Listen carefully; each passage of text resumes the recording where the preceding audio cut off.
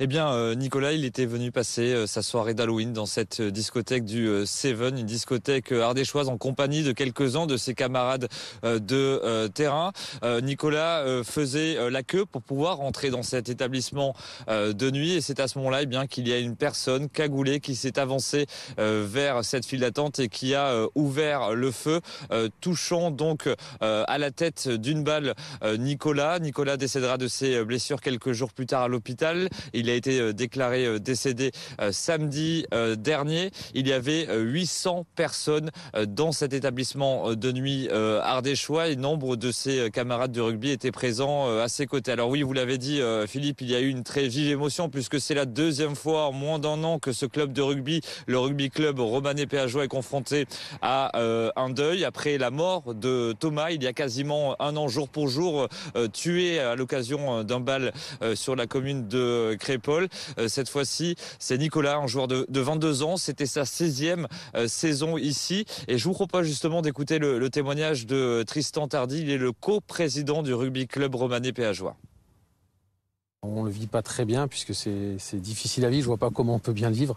C'est une situation qui malheureusement se répète un an après. Donc on peut que le vivre mal et puis avoir du mal à assumer ce qui se passe à nouveau, quoi. Et puis pas comprendre. On est dans l'incompréhension aujourd'hui. Nicolas, c'était un coéquipier fidèle, un amoureux de son sport puisqu'il était tout le temps présent, que ce soit à ses matchs, aux matchs des équipes de jeunes. Il venait les encourager régulièrement. Voilà. Donc le club, tout le monde le connaissait et puis c'était sa maison ici. Il avait commencé le rugby à 6 ans ici. Même s'il avait fait des petits écarts dans des clubs voisins, il était toujours revenu chez lui. Il revenait toujours chez lui et il passait ses troisièmes mi-temps chez lui. Un joueur très apprécié, très engagé, qui ne ratait aucun match. Nicolas, il a commencé sa carrière de rugbyman à l'âge de 6 ans, ici même, à l'école de rugby du rugby club romanais péageois. Il y a sa photo qui a été installée à proximité de la pelouse. Ses copains du rugby, ils ont également installé des bougies et ils ont réalisé plusieurs veillées depuis cette nuit d'Halloween. Et un bon nombre d'entre eux ont accompagné Nicolas jusqu'à son dernier souffle à l'hôpital, au centre hospitalier. Alors pour l'instant, il y a une marche blanche qui devrait s'organiser dans les tout prochains jours. Justement, la maire de Romans-sur-Isère devrait rencontrer la famille aujourd'hui pour pouvoir statuer sur cette initiative. Et puis il y a une cagnotte qui a été mise en place par la famille pour pouvoir financer les obsèques de Nicolas. Merci beaucoup Boris Karlamov, l'extrême émotion et évidemment ce club de rugby endeuillé 2 fois en moins d'1 an. On va essayer de décrypter tout ça, essayer de comprendre aussi comment va se dérouler l'enquête. Alexandra Gonzalez, bonjour. Chef adjoint du service police-justice de BFM TV. Anan Bakiwi, bonjour. Vous êtes secrétaire générale adjointe du syndicat des commissaires de la police nationale. Laurent Neumann nous a rejoint également. Bonjour. Laurent, éditorialiste politique BFM TV.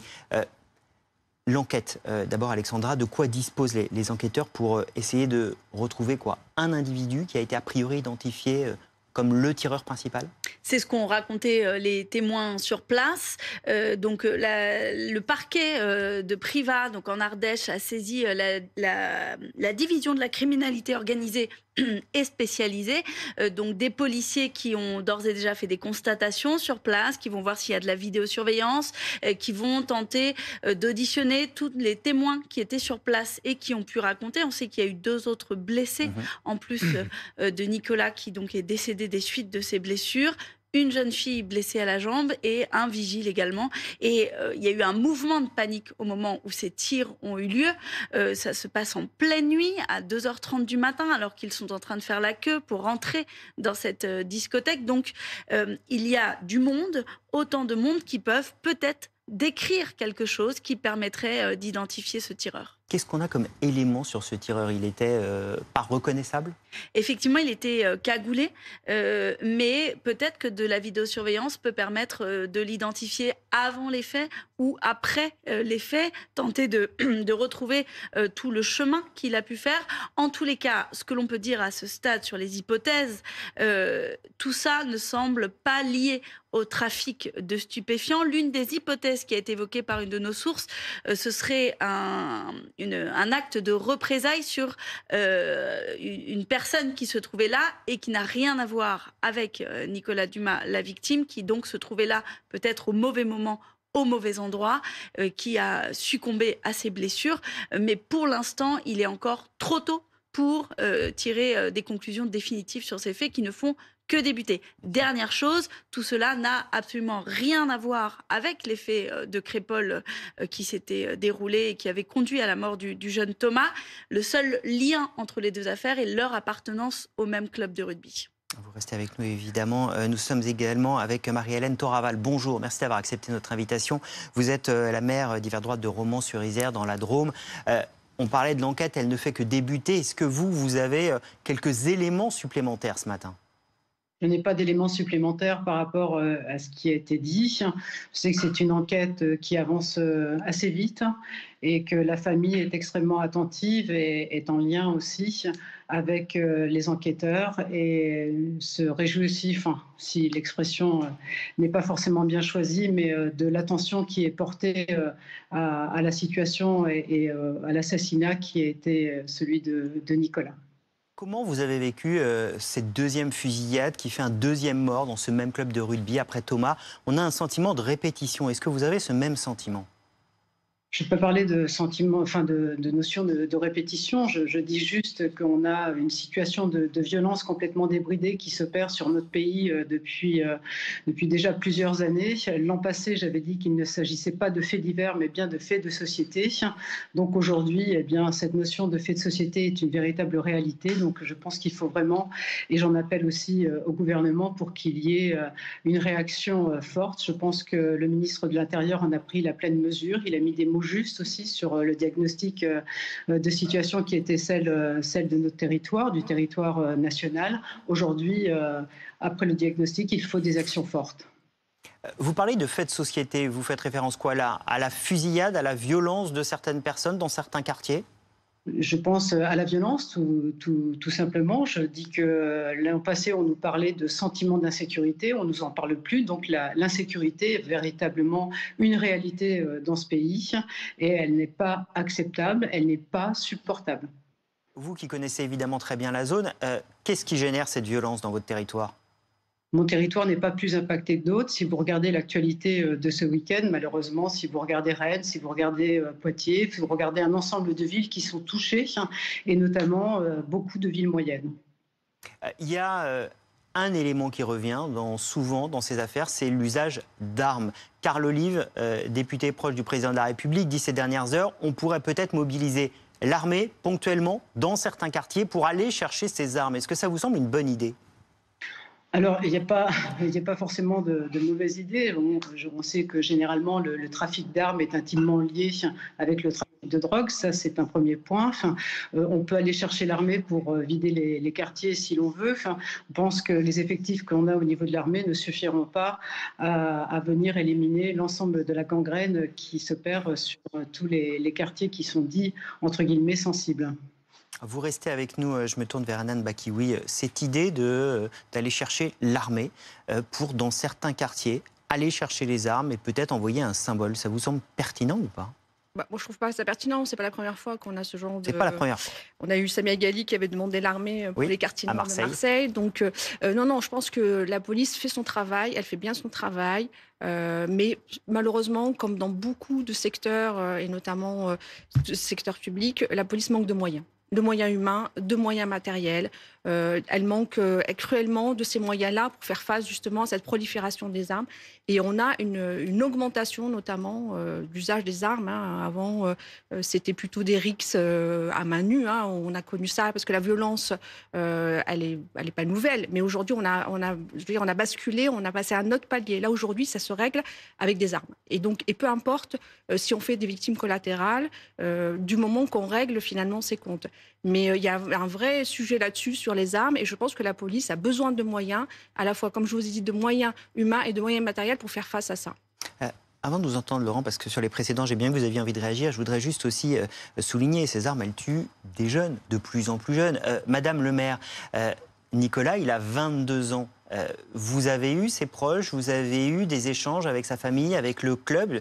L'émotion, elle est immense. Après Thomas, Nicolas, c'est des gamins, j'ai envie de dire. Bien sûr, c'est notre jeunesse. Donc, je me suis rendue au club samedi. Donc, j'ai pu échanger aussi avec les coprésidents avec qui on est en lien direct et de manière quotidienne. J'ai échangé avec la famille et les deux coprésidents hier soir. Donc, il y a une douleur qui est incommensurable. Je veux dire, malheureusement, Nicolas était au mauvais endroit, au mauvais moment. Laurent Neumann, qu'est-ce qu'on fait face à la répétition des faits, ce qui est un fait de société, dit Madame la maire? D'abord, c'est un grand classique. À chaque fois qu'un drame comme celui-là survient, je viens sur votre plateau répondre à la question des réactions des responsables politiques. Et là, on se rend compte qu'un certain nombre de responsables politiques parlent de choses clairement qu'ils ne connaissent pas. Je prends deux exemples. Carl Olive, député de la majorité, qui propose d'envoyer l'armée. Mais j'imagine qu'il est au courant que l'armée ne veut pas prendre ce genre de mission. J'imagine qu'il est au courant que ça ne fait pas partie des missions de l'armée. J'imagine qu'il sait qu'il y a 3500 points de deal dans ce pays et qu'envoyer l'armée sur ces points de deal, mais l'armée française n'y suffirait pas et qu'elle a bien d'autres choses à faire, notamment sur des terrains extérieurs. Premier point. Je prends un deuxième exemple. Jean-Philippe Tanguy du Rassemblement national qui propose des courtes peines de prison pour les consommateurs. Mais sait-il qu'il y a 2,5 millions de consommateurs réguliers dans ce pays, 5 millions de consommateurs occasionnels?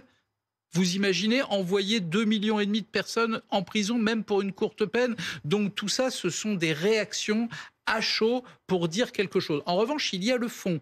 Et sur le fond, le ministre de la Justice et le ministre de l'Intérieur se rendent à Marseille vendredi prochain. Et ils arrivent avec dans leur besace toute une série de propositions. D'ailleurs, ce sera intéressant de voir celles qu'ils retiennent. Il se trouve qu'il y a eu un rapport sénatorial qui proposait 20 pistes de réforme. J'en cite quelques-unes. La création d'un parquet national anti-criminalité organisée, un peu à la manière du parquet national antiterroriste ou du parquet national financier. L'hypothèse de transformer l'OFAST, l'Office de lutte contre les stupéfiants, en une sorte de DEA à l'américaine, une grande administration qui serait d'ailleurs dotée de pouvoirs judiciaires autant que d'enquêtes de police.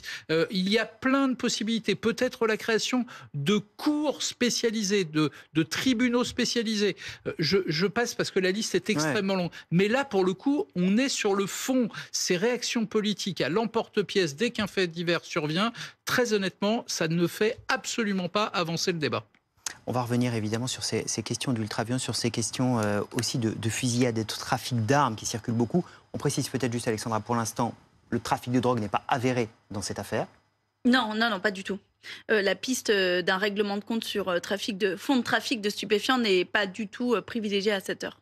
Madame la maire, une dernière question. Est-ce qu'un hommage est prévu pour Nicolas ?